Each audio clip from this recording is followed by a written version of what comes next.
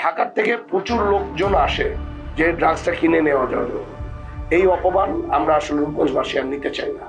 আমার যদি রক্তের ভাইও থাকে, তাকে যেন আইনের আওতায় যেন নেওয়া হয়।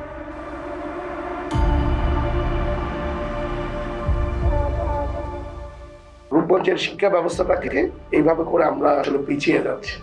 এখানে আমি আশা করব আমাদের যিনি এই ডিপার্টমেন্টে যারা দায়িত্বে আছেন, তারা যাতে এইভাবে করে যাদের টিচাররা আছে, টিচারদেরও যাতে ট্রেনিং এর মাধ্যমে তাদেরকে যাতে নিয়ে আসা হয়, তারা যাতে এটা করা হয়। এবং শিক্ষা ব্যবস্থাটাকে যদি ভালো করা যায়, তাহলে অনেক দূর আমরা সামনের দিকে এগিয়ে যেতে পারবো।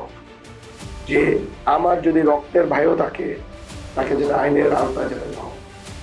কারণ এই ড্রাগসটাকে যদি না শেষ করা হয় রূপগঞ্জ থেকে, তাহলে নতুন জেনারেশনের আপনার প্রতিটি বাসায় বাসায় আপনার ড্রাগসের সমস্যাটা দেখা দিচ্ছে।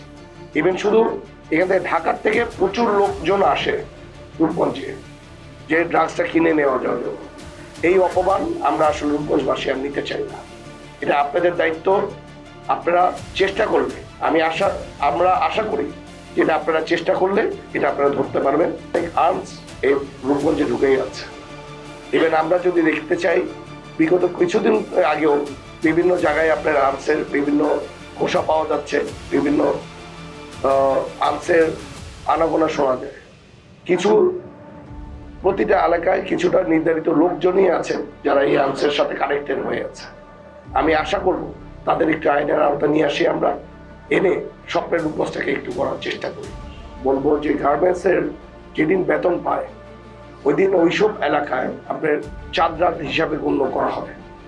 চাঁদ রাত তারা বেতন পেয়েছে এটার জন্য না, যারা ছিনতাইকারী, যারা চাঁদা দাবি করে, তাদের জন্য চাঁদ রাত হয়ে যায়। তারা ঘরে ঘরে যায়, তারা আপনার বেতন নিয়ে আসার পথে আপনার এই টাকাগুলো দিয়ে ছিনতাই করে রেখে। এর জন্য আমি যেটা বলেছিলাম যে আমি ইন্ডাস্ট্রির মালিকদের সাথে বসতে চাই। আমি চেষ্টা করব যে প্রতিটা ইন্ডাস্ট্রির ভিতরে তারা যেভাবে করে সিসি ক্যামেরাটা দিয়ে রাখে, আমি তাদের সাথে আলাপ করি যাতে বাইরে ওই ধরনের সিসি ক্যামেরাগুলি দিয়ে রাখতে পারে রাস্তাঘাটে, যাতে ওই রাস্তাঘাটে যে চিন্তাটা আছে যাতে ওইটাকে আটকানো যায়। আর আমি আশা করব যদি ড্রাগসটা যদি রূপগঞ্জ থেকে সরানো যায়, তাহলেই অটোমেটিকলি এই ধরনের যারা চাঁদা দাবি করে, চাঁদার দাবির এই লোকগুলি অনেক কমে যাবে।